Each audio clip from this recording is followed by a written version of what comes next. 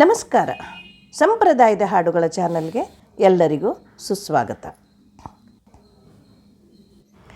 ಇವತ್ತಿನ ದಿವಸ ಭೀಮನ ಅಮಾವಾಸ್ಯೆ ಅಥವಾ ದಿವಸಿ ಗೌರಿ ಅಮಾವಾಸ್ಯೆ ಅಂತ ಕರೀತಾರೆ. ಈ ಅಮಾವಾಸ್ಯೆಯ ಪೂಜೆಯ ವಿವರವನ್ನು ಹೇಳ್ತಾ ಇದ್ದೇನೆ. ಈ ಅಮಾವಾಸ್ಯೆಯಂದು ಮದುವೆಯಾದ ಹೆಣ್ಣು ಮಕ್ಕಳು ಮದುವೆಯಾದ 10 ವರ್ಷ ಈ ಪೂಜಾ ಪದ್ಧತಿಯನ್ನು ಸಂಪ್ರದಾಯಬದ್ಧವಾಗಿ ಆಚರಿಸುತ್ತಾರೆ. ಉತ್ತರ ಕರ್ನಾಟಕದವರು ಆಚರಿಸುವಂಥ ಪದ್ಧತಿಯನ್ನು ಹೇಳ್ತಾ ಇದ್ದೇನೆ. ಉತ್ತರ ಕರ್ನಾಟಕದವರಾದರೂ ಕೂಡ ಒಂದೊಂದು ಜಿಲ್ಲೆಯಲ್ಲಿ ಸ್ವಲ್ಪವಾಗಿ ವ್ಯತ್ಯಾಸವಿರುತ್ತದೆ. ಹಾಗಂತ ಇದೇ ರೀತಿ ಮಾಡಬೇಕು ಅಂತ ಹೇಳ್ತಾ ಇಲ್ಲ. ನಾನು ನನಗೆ ತಿಳಿದಂಥದ್ದನ್ನು ತಿಳಿಸಿಕೊಡ್ತಾ ಇದ್ದೇನೆ. ಯಾರಿಗೆ ಎಷ್ಟು ಸಾಧ್ಯವೋ ಅಷ್ಟು ಮಾಡಬಹುದು. ಸಂಪ್ರದಾಯ ಮಾತ್ರ ನಾನು ಹೇಳ್ತಾ ಇದ್ದೇನೆ. ನಾನು ಕೂಡ ಪಾಲಿಸಿದ ರೀತಿ. ಮದುವೆಯ ಮೊದಲು ಕೂಡ ಈ ಪೂಜೆಯನ್ನು ಮಾಡುತ್ತಾರೆ. ಆದರೆ ಮೊದಲು ಮಾಡುವ ಪೂಜೆಯನ್ನು ಆಮೇಲೆ ವಿವರಣೆಯಾಗಿ ಹೇಳುತ್ತೇನೆ. ಈಗ ಮದುವೆಯಾದ ನಂತರ ಯಾವ ರೀತಿ ಪೂಜೆ ಮಾಡಬೇಕು ಎನ್ನುವುದನ್ನು ಹೇಳ್ತಾ ಇದ್ದೇನೆ. ಹೊಸದಾಗಿ ಮದುವೆಯಾದ ಹೆಣ್ಣು ಮಕ್ಕಳು 10 ಭೀಮನ ಅಮಾವಾಸ್ಯೆಗಳಲ್ಲಿ ಈ ರೀತಿಯಾಗಿ ಪೂಜೆಯನ್ನು ಮಾಡಬೇಕು. ರಂಗೋಲೆ ಹಾಕಿ ಮಣೆ ಇಟ್ಟು ದೇವಿಯ ಬಲಗಡೆ ಆಗುವಂತೆ 2 ದೀಪಸ್ತಂಭಗಳನ್ನು, ಆ ದೀಪಸ್ತಂಭದ ಪಕ್ಕದಲ್ಲಿ ಒಂದು ಕುಬುಸದ ಕಣವನ್ನು ಇಟ್ಟು ಅದರ ಮೇಲೆ ಮಂಗಳಗೌರಿಯನ್ನು ಇಡಬೇಕು. ಮರಳು ಅಥವಾ ತುಳಸಿ ಕಟ್ಟೆಯಲ್ಲಿ ಮಣ್ಣನ್ನು ತೆಗೆದುಕೊಂಡು ಒಂದು ತಟ್ಟೆಯಲ್ಲಿ 5 ಗುಂಡುಗಳನ್ನು ಮಾಡಿ ಅದರ ಮುಂದೆ ಮಂಗಳಗೌರಿಯ ಮುಂದೆ ಇಡಬೇಕು. ಈ 5 ಗುಂಡುಗಳು ಗಂಗಾ, ಯಮುನಾ, ಗೋದಾವರಿ, ನರ್ಮದಾ, ಸಿಂಧು ಅಂತ ಈ 5 ನದಿ ದೇವತೆಗಳನ್ನು ಆವಾಹನ ಮಾಡಿ ಗೌರಿಯ ಮುಂದೆ ಇಟ್ಟು ಪೂಜಿಸುವಂಥ ಒಂದು ಸಂಪ್ರದಾಯ ಇದೆ. ಅದನ್ನು ಕೂಡ ಮಂಗಳಗೌರಿಯ ಮುಂದೆ ಆ ತಟ್ಟೆಯನ್ನು ಇಡಬೇಕು. ಪೂಜಿಸುವಾಗ ಈ ಗೌರಿ ಹಾಗೂ ಮಂಗಳಗೌರಿ ಎರಡೂ ಸೇರಿಸಿ ಪೂಜೆಯನ್ನು ಮಾಡಬೇಕು. 5 ಗುಂಪಾಗಿ ಇಟ್ಟ ಈ ನದಿ ದೇವತೆಗಳಿಗೆ ಪಂಚಪಿಂಡಿ ಗೌರಿ ಎಂದು ಕರೆಯುತ್ತಾರೆ. ಮತ್ತು ಈ ಭೀಮನ ಅಮಾವಾಸ್ಯೆಯಂದು ಪೂಜೆ ಮಾಡುವವರು ಅರಿಶಿಣ, ಕುಂಕುಮ ಹಾಗೂ ಹಾಲು ಹಾಕಿ ಅದರಲ್ಲಿ 10 ಎಳೆಯ ದಾರವನ್ನು ಅದರಲ್ಲಿ ನೆನೆಸಿ ಇಟ್ಟುಕೊಂಡಿರಬೇಕು. ಆ ದಾರವೂ ಕೂಡ ಅರಿಶಿಣ, ಕುಂಕುಮ, ಹೂಗಳಿಂದ 10 ಗಂಟು ಹಾಕಿದಾಗ ಕೊರಳಿಗೆ ಆಗುವ ಹಾಗೆ ಉದ್ದವಾಗಿ ನಿಮಗೆ ಎಷ್ಟು ಬೇಕೋ ಅಷ್ಟು ತೆಗೆದುಕೊಂಡು ರೆಡಿಯಾಗಿ ಇಟ್ಟುಕೊಂಡು 10 ಗಂಟು ಕೂಡ ಹಾಕಿ ಇಟ್ಟುಕೊಂಡಿರಬೇಕು. ಅಭ್ಯಂಜನ ಸ್ನಾನ ಮಾಡಿಕೊಂಡು ಮಡಿಯುಟ್ಟು ಸಿದ್ಧರಾಗಬೇಕು. ರಂಗೋಲೆ ಹಾಕಿ ಮಣೆ ಹಾಕಿ ಎಲ್ಲವನ್ನು ಈ ರೀತಿಯಾಗಿ ಅಣಿಯಾಗಿ ಇಟ್ಟುಕೊಳ್ಳಬೇಕು. ದೀಪಗಳನ್ನು ಹಚ್ಚಿ ಇಟ್ಟುಕೊಂಡು ಎಲ್ಲವನ್ನೂ ಸಿದ್ಧತೆಯಲ್ಲಿ ಇಟ್ಟುಕೊಂಡು ಪೂಜೆಗೆ ಪ್ರಾರಂಭ ಮಾಡಬೇಕು. ಮಧ್ಯೆ ಮಧ್ಯೆ ಏಳುವ ಹಾಗೆ ಇಟ್ಟುಕೊಳ್ಳಬಾರದು. ಪೂಜೆಗೆ ಬೇಕಾದ ಸಾಮಾನು ಅರಿಶಿಣ, ಕುಂಕುಮ, 2 ದೀಪ ಮತ್ತು 2 ದೀಪಸ್ತಂಭ, ಗೆಜ್ಜೆ ವಸ್ತ್ರ, ಥರದ ಹೂವು, ಪತ್ರಿ, ಗರಿಕೆ ಮತ್ತು ಪಂಚಪಿಂಡಿ ಗೌರಿ. ಇದಲ್ಲದೆ ಮಂಗಳಗೌರಿ, ಒಂದು ಕುಬುಸದ ಕಣ, ಅಡಿಕೆ ಬೆಟ್ಟ ನೋಡಿ ಕಣ್ಣು ಇರೋಂಥದ್ದು ಗಣೇಶನಿಗೆ ಪೂಜೆಗೆ, ಕೊಬ್ಬರಿ ಬಟ್ಟಲು, ಅದರಲ್ಲಿ 10 ಅಡಿಕೆ, 10 ವೀಳ್ಯದೆಲೆ ಮತ್ತು ಉಡಿ ತುಂಬೋದಕ್ಕೆ ಒಣ ಖರ್ಜೂರ, ಅಡಿಕೆ ಬೆಟ್ಟ, ಕೊಬ್ಬರಿ ಬಟ್ಟಲು, 10 ಆರತಿಗಳನ್ನು ಹಾಕಿ ಅಲಂಕಾರ ಮಾಡಿ ಇಟ್ಟುಕೊಂಡಿರಿ. ದೀಪ ಹಚ್ಚೋದಕ್ಕೆ ಒಂದು ಬೇಕು, ಚಮಚದಲ್ಲಿ ಇಟ್ಟುಕೊಳ್ಳಿ. ಹಾಗೂ ನೈವೇದ್ಯಕ್ಕೆ ಅಡುಗೆ ಮಾಡಿ ತೋರಿಸ್ಬೇಕು. ನಾನು ನಿಮಗೆ ತೋರಿಸ್ತಾ ಇದ್ದೀನಿ ಹೇಗೆ ಮಾಡಬೇಕು ಅನ್ನೋದನ್ನು. ಅದಕ್ಕೋಸ್ಕರ ಮೊದಲೇ ಮಾಡ್ತಾ ಇದ್ದೀನಿ. ಅವತ್ತಿನ ದಿವಸ ಮಾಡಿ ಅವತ್ತು ಹಾಕೋದಕ್ಕೆ ತುಂಬ ಲೇಟ್ ಆಗುತ್ತೆ. ಅದಕ್ಕೋಸ್ಕರ ಮಾಡಿ ತೋರಿಸ್ತಾ ಇದ್ದೀನಿ. ರಂಗೋಲೆ ಹಾಕಿ ಮಣೆ ಇಟ್ಟು 2 ದೀಪಸ್ತಂಭಗಳನ್ನು ಇಡಿ. ಮಂಗಳಗೌರಿ ಮತ್ತು ಕೊಬ್ಬರಿ ಬಟ್ಟಲು ಹಿಂದೆ ಇಟ್ಟು, ಕೊಬ್ಬರಿ ಬಟ್ಟಲು ಕೆಳಗಡೆ ವೀಳ್ಯದೆಲೆ ಇಡಿ. ಅದರ ಮುಂದೆ ಪಂಚಪಿಂಡಿ ಗೌರಿ ಇಡಿ.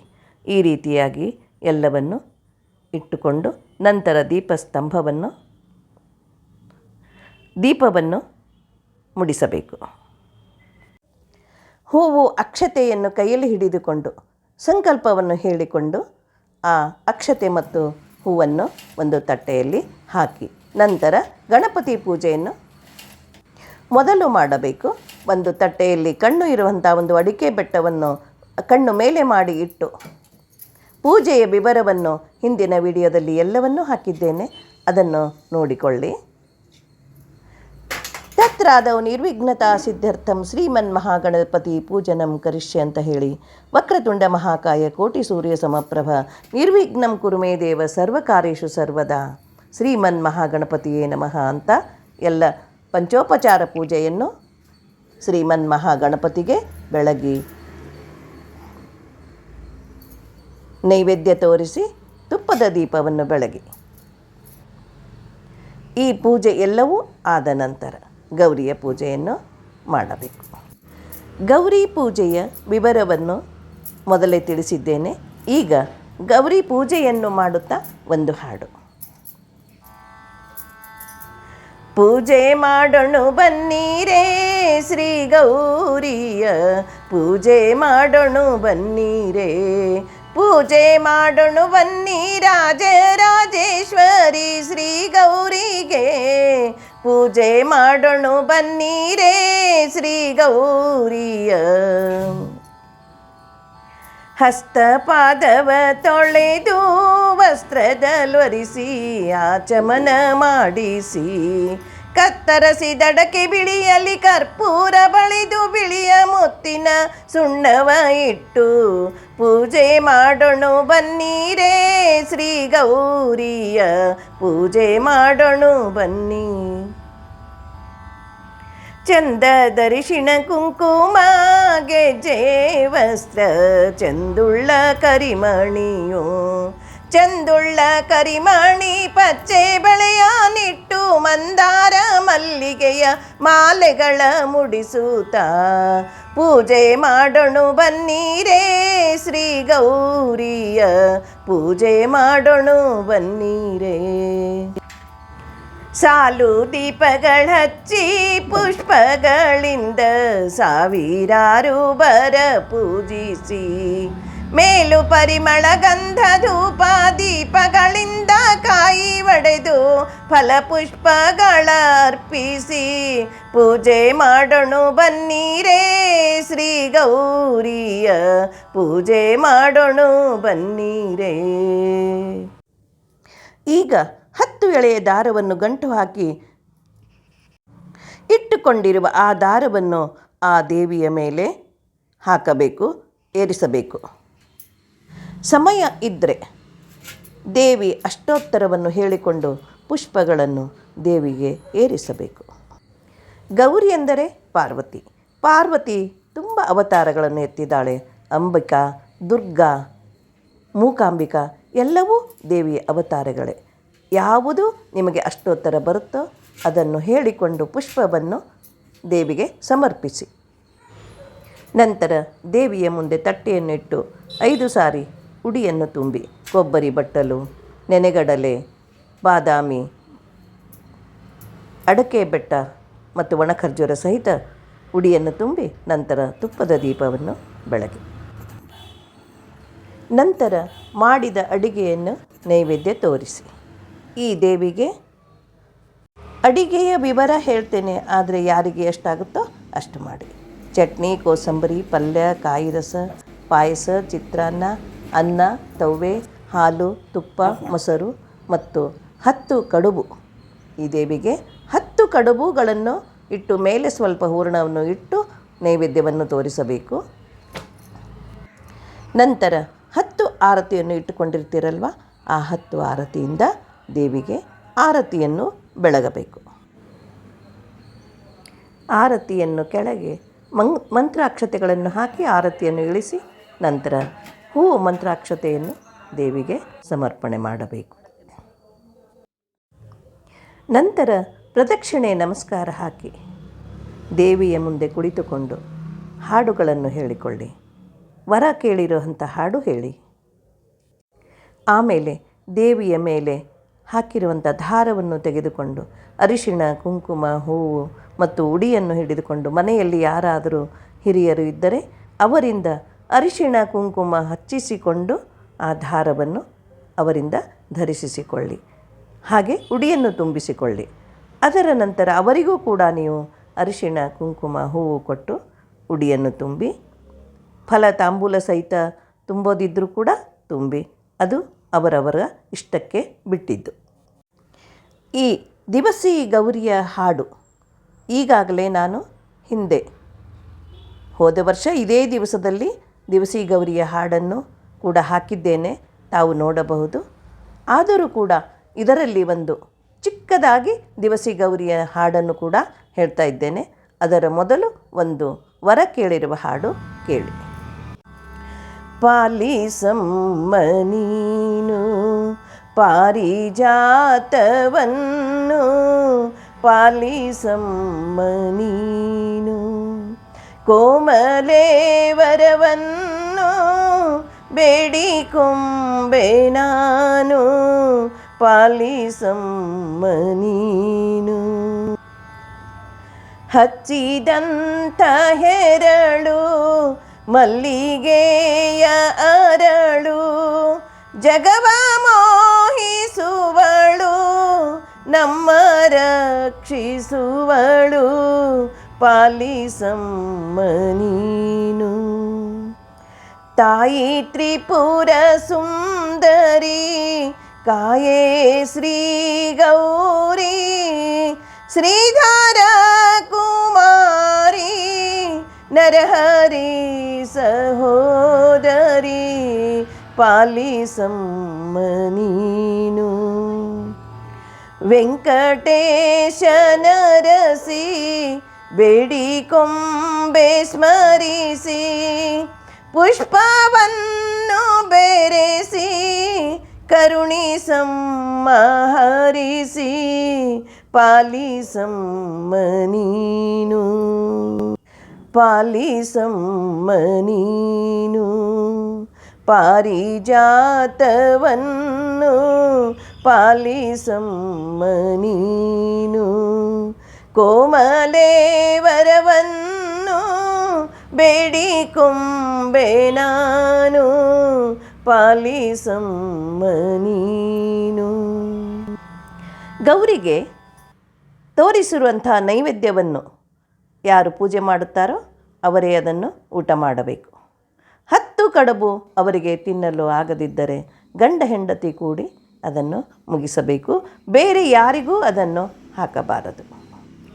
ಸಂಜೆಗೆ ಮತ್ತೊಮ್ಮೆ ಗೌರಿಗೆ ದೀಪವನ್ನು ಮುಡಿಸಿ ಈ ಒಂದು ದಿವಸಿ ಗೌರಿಯ ಒಂದು ಚಿಕ್ಕದಾಗಿ ಇರುವಂಥ ಒಂದು ಹಾಡು, ಈ ಹಾಡನ್ನು ಸಾಯಂಕಾಲ ಅಥವಾ ಬೆಳಗ್ಗೆನೇ ಪೂಜೆ ಆದ ತಕ್ಷಣ ಕೂಡ ಹೇಳಿಕೊಳ್ಳಬಹುದು.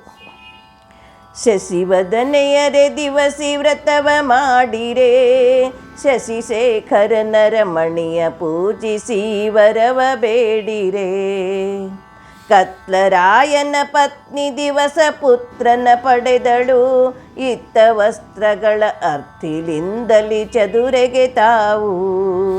ಶಶಿವದನೆಯರೆ ದಿವಸಿ ವ್ರತವ ಮಾಡಿರೆ, ಶಶಿಶೇಖರನ ರಮಣಿಯ ಪೂಜಿಸಿ ವರವ ಬೇಡಿರೆ. ವ್ರತನಾದ ಸುತಗೆ ಸತಿ ಕೊಡುವ ಎಂದು ಜಪಿಸಲು, ಸತತ ದ್ರವ್ಯ ಕೊಡುವೆ ಎಂದು ಮಾತನಾಡಿಸಿದವ. ಶಶಿವದನೆಯರೆ ದಿವಸಿ ವ್ರತವ ಮಾಡಿರೆ, ಶಶಿಶೇಖರನ ರಮಣಿಯ ಪೂಜಿಸಿ ವರವ ಬೇಡಿರೆ. ಬಂಗಾರ ಬೆಳ್ಳಿ ದ್ರವ್ಯ ಸಹ ನಮಗೆ ಬರುವುದು, ಹಾಗೆಂದು ಮಾಂಗಲ್ಯ ಬಂಧನ ಮಾಡಿಪೋದರು. ಶಶಿವದನೆಯರೆ ದಿವಸಿ ವ್ರತವ ಮಾಡಿರೆ, ಶಶಿಶೇಖರನ ರಮಣಿಯ ಪೂಜಿಸಿ ವರವ ಬೇಡಿರೆ. ಪತಿಯ ಬಿಟ್ಟು ಹೋದರೆ ಪತಿವ್ರತವು ಬಾರದು, ಹಿತವ ಬಯಸಿ ಪೋದ ಮೇಲೆ ಸದ್ಗತಿಯು ಬರುವುದು. ಶಶಿವದನೆಯರೆ ದಿವಸಿ ವ್ರತವ ಮಾಡಿರೆ, ಶಶಿಶೇಖರನ ರಮಣಿಯ ಪೂಜಿಸಿ ವರವ ಬೇಡಿರೆ. ನಾರು ಬತ್ತಿಯ ನೀರು ಎಣ್ಣೆಯ ಗೌರಿಗೆ ಮಾಡಿದಳು, ಅಪಾರ ಶಾಲಿ ತಾನು ಗೌರಿಯ ಪೂಜೆ ಮಾಡಿದಳು. ಶಶಿವದನೆಯರೆ ದಿವಸಿ ವ್ರತವ ಮಾಡಿರೆ, ಶಶಿಶೇಖರನ ರಮಣಿಯ ಪೂಜಿಸಿ ವರವ ಬೇಡಿರೆ. ಒಂದು ದಿವಸ ಸುಂದರಿ ಬಂದವಳು ಕೇಳಿದಳು, ಮಂದಿ ಬಳಗ ಇಲ್ಲದೆ ಪೂಜೆಯ ಮಾಡಿದಳು. ಶಶಿವದನೆಯರೆ ದಿವಸಿ ವ್ರತವ ಮಾಡಿರೆ, ಶಶಿಶೇಖರನ ರಮಣಿಯ ಪೂಜಿಸಿ ವರವ ಬೇಡಿರೆ. ಹರನು ತಾ ಭಂಡಾರ ಒಡೆದು ಹರುಷ ಗೆಲಿದನು, ವರ ಕಾಳಿಂಗ ಆ ಕ್ಷಣದಲ್ಲೆದ್ದು ಕುಳಿತನು. ಶಶಿವದನೆಯರೆ ದಿವಸಿ ವ್ರತವ ಮಾಡಿರೆ, ಶಶಿಶೇಖರನ ರಮಣಿಯ ಪೂಜಿಸಿ ವರವ ಬೇಡಿರೆ. ಪೊಡವಿಯೊಳಗಿನ ಮಡದಿಯರಿಗೆಲ್ಲಿದು ಸೂರತವು, ಬಿಡದೆ ಮಾಳ್ಪರಿಗೆ ಕಡು ಮುತ್ತೈದೆ ತನ ಕಡೆವರೆಗೆ. ಶಶಿವದನೆಯರೆ ದಿವಸಿ ವ್ರತವ ಮಾಡಿರೆ, ಶಶಿಶೇಖರನ ರಮಣಿಯ ಪೂಜಿಸಿ ವರವ ಬೇಡಿರೆ. ಆಷಾಢ ಮಾಸ ಅಮಾವಾಸ್ಯ ದಿನದಲ್ಲಿ, ಸೋಸಿಲಿಂದಲಿ ಮಾಳ್ಪರಿಗೆ ಶ್ರೀ ವೆಂಕಟೇಶ ಒಲಿವ. ಸೋಸಿಲಿಂದ ಮಾಳ್ಪರಿಗೆ ಶ್ರೀ ವೆಂಕಟೇಶ ಒಲಿವ. ಶಶಿವದನೆಯರೆ ದಿವಸಿ ವ್ರತವ ಮಾಡಿರೆ, ಶಶಿಶೇಖರನ ರಮಣಿಯ ಪೂಜಿಸಿ ವರವ ಬೇಡಿರೆ, ವರವ ಬೇಡಿರೆ. ಹೊಸದಾಗಿ ಮದುವೆಯಾದಂಥ ಹೆಣ್ಣು ಮಕ್ಕಳು 10 ವರ್ಷ ಈ ದಿವಸಿ ಅಮಾವಾಸ್ಯೆ, ಭೀಮನ ಅಮಾವಾಸ್ಯೆ ಅಂತ ಈ 10 ಅಮಾವಾಸ್ಯೆಗಳಂದು ಪೂಜೆಯನ್ನು ಈ ವ್ರತವಂತ ಮಾಡ್ತಾರೆ. ಅದರ ನಂತರ 10 ವರ್ಷದ ನಂತರ ಎಲ್ಲ ಮುತ್ತೈದೆಯರು ಈ ರೀತಿ ದೀಪಸ್ತಂಭಗಳನ್ನು ಇಟ್ಟು ಪೂಜೆ ಮಾಡುತ್ತಾರೆ. ಪೂಜೆ, ನೈವೇದ್ಯ, ಆರತಿ ಹಾಗೂ ಈ ದಿವಸಿ ಗೌರಿಯ ಹಾಡನ್ನು ಕೂಡ ಹೇಳಿಕೊಳ್ಳುತ್ತಾರೆ. ಇನ್ನು ಚಿಕ್ಕ ಹೆಣ್ಣು ಮಕ್ಕಳು, ಮದುವೆಯಾಗದೇ ಇರುವಂಥವರು ಕೂಡ ಈ ರೀತಿ 5 ಪಂಚಪಿಂಡಿ ಗೌರಿ ಮತ್ತು ಸಮಯ ಅಂದರೆ ದೀಪಸ್ತಂಭ ಮತ್ತು ಠಾಣಾದೀಬಿಗೆ ಅಂತ 2 ಕಂಬಗಳನ್ನು ಹಿಂದೆ ಅಲ್ಲಿ ಇಟ್ಟು, ಮುಂದೆ ಪಂಚಪಿಂಡಿ ಗೌರಿ ಇಟ್ಟು, ಇದೇ ರೀತಿ ಮೊದಲು ಗಣೇಶನ ಪೂಜೆ, ಆಮೇಲೆ ಗೌರಿಯ ಪೂಜೆ, ಗೆಜ್ಜೆ ವಸ್ತ್ರ ಪೂಜೆಯ ಪದ್ಧತಿಯನ್ನು ಹೇಳಿದ್ದೇನೆ. ಇದೇ ರೀತಿ ಪೂಜೆಯನ್ನು ಹೆಣ್ಣು ಮಕ್ಕಳಿಂದ ಮಾಡಿಸಿ, ನಂತರ ಕಡಲೆಕಾಳು, ಅಡಿಕೆ ಬೆಟ್ಟ ಎಲ್ಲದರಿಂದ ಉಡಿ ತುಂಬಿಸಿ, ಎಲ್ಲ ಮನೆಯಲ್ಲಿ ಇರುವಂಥ ಹಿರಿಯ ಮುತ್ತೈದೆಯರಿಗೂ ಕೂಡ ಅರಿಶಿಣ ಕುಂಕುಮ ಕೊಟ್ಟು ಉಡಿಯನ್ನು ತುಂಬಿಸುತ್ತಾರೆ. ಇಂಥ ಹೆಣ್ಣು ಮಕ್ಕಳಿಗೆ 5 ಎಳೆಯ ದಾರವನ್ನು 5 ಗಂಟು ಹಾಕಿ ದೇವಿಗೆ ಸಮರ್ಪಿಸಿ, ನಂತರ ಪೂಜೆಯೆಲ್ಲ ಮುಗಿದ ನಂತರ ಆ ದಾರವನ್ನು ಹಿರಿಯ ಹೆಂಗಸರು ಅರಿಶಿಣ ಕುಂಕುಮ ಹಚ್ಚಿ ಅವರಿಗೆ ದಾರ ಹಾಕಿ ಉಡಿಯನ್ನು ತುಂಬುತ್ತಾರೆ. ಇದು ನಮ್ಮ ಹಿರಿಯರಿಂದ ಬಂದಿರುವಂಥ ಈ ಸಂಪ್ರದಾಯ. ಚಿಕ್ಕ ಮಕ್ಕಳು ಬೇರೆ, ಮದುವೆಯಾದ ವ್ರತವ ಮಾಡುವವರು ಬೇರೆ, ವ್ರತ ಆದ ನಂತರ ಕೊನೆಯವರೆಗೂ ಆ ರೀತಿ ಅವರು ಪೂಜೆ ಮಾಡುವ ಪದ್ಧತಿಗಳು ಕೂಡ ಬೇರೆ. ಇದು ನಮ್ಮ ಹಿರಿಯರಿಂದ ಬಂದಿರುವಂಥ ಸಂಪ್ರದಾಯ. ಈ ಮಕ್ಕಳು ಮಾಡುವಂಥ ಗೌರಿಗೆ 5 ಕಡುಬು ನೈವೇದ್ಯದಲ್ಲಿ ಹಾಕುತ್ತಾರೆ ಮತ್ತು 5 ಆರತಿಯನ್ನು ಹಾಕಿ ಬೆಳಗುತ್ತಾರೆ. 5 ಎಳೆಯ ದಾರವನ್ನು ಧರಿಸಿಸುತ್ತಾರೆ. ಒಟ್ಟಿನ ಮೇಲೆ ಎಲ್ಲ ವಯಸ್ಸಿನವರು ಸಂಭ್ರಮದಿಂದ ಪೂಜೆ ಮಾಡುವಂಥ ಈ ದಿವಸಿ ಅಮಾವಾಸ್ಯೆ, ಭೀಮನ ಅಮಾವಾಸ್ಯೆ ತುಂಬ ಸಂಭ್ರಮವಾಗಿ ಇದನ್ನು ಆಚರಿಸುತ್ತಾರೆ. ಜಗನ್ಮಾತೆಯಾದ ಪಾರ್ವತಿ ಗೌರಿ, ಮಂಗಳಗೌರಿ, ದಿವಸಿ ಗೌರಿ ಅಂತ ಅನೇಕ ಹೆಸರುಗಳಿಂದ ಅವಳನ್ನು ಕರೆಯುತ್ತಾರೆ. ಇವಳನ್ನು ಯಾರು ಶ್ರದ್ಧಾಭಕ್ತಿಗಳಿಂದ ಪೂಜಿಸುತ್ತಾರೋ ಅವರಿಗೆ ಇಷ್ಟಾರ್ಥ ಸಿದ್ಧಿಯಾಗುತ್ತದೆ.